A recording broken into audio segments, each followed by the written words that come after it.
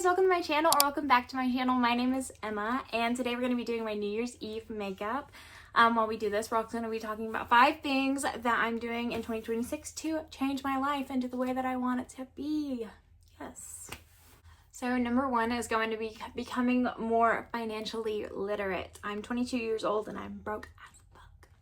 So I want to learn how to handle my money, save up, so I can go on trips and fun stuff like that and not just be living paycheck to paycheck, because that sucks. And I know right after Christmas everyone is dealing with this, but I feel like I'm dealing with it more than the average person. I'm just not very responsible with my money and I need to figure out how to fix it. Number 2 is going to be content creation. I deal with some serious talk. I deal with some anxiety and depression. So this mostly is so that I can get out of my comfort zone and become comfortable with myself. And that's one thing that I think is really going to help.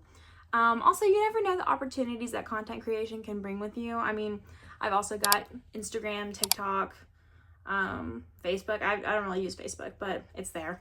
So if y'all want to follow me on those and see what I'm up to, because I'm only going to be posting on here around once a week, feel free to go follow me there. But I'm really just doing content creation as kind of a creative outlet, something for me to do, and I'm really liking it. It's, you know, I'm only just now starting long form content, so it's very different for me, but I'm excited. I think it's fun. Number 3 is going to be changing my job. Yeah, I've just come to the realization that this job isn't for me.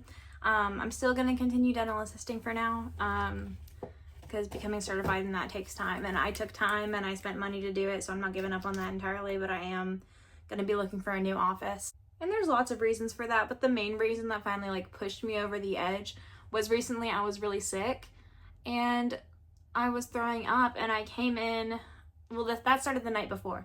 I was really sick and I was throwing up, and I came in the next day because I felt fine when I woke up. But as the day progressed till around 9 a.m., I started throwing up again, and it was just really bad. And my boss told me to lay my head down in between patients, stick it out, pretty much. I finally went on breakout 1 p.m. and just laid back in my car with a little baggie to catch anything that might happen. And he texted me and said, you know, you can always ask me for stuff, you know, if you need, you know, medicine, or if you need crackers. I think he said crackers. And I just didn't respond to that because I was on my break. He finally called me and said his wife, who's the doctor there, had told him he was being a jerk and to just go home. And it was 1:45 at this point. And that's exactly what I did. So, you know, I just don't think I can work for a place in good conscience that's going to treat its employees like that. Like I said, there's many reasons why, but that is the main one. Number 4 is I'm going to be setting myself up for success. I saw someone talk about this on TikTok, where it's the majority of their life is on automation.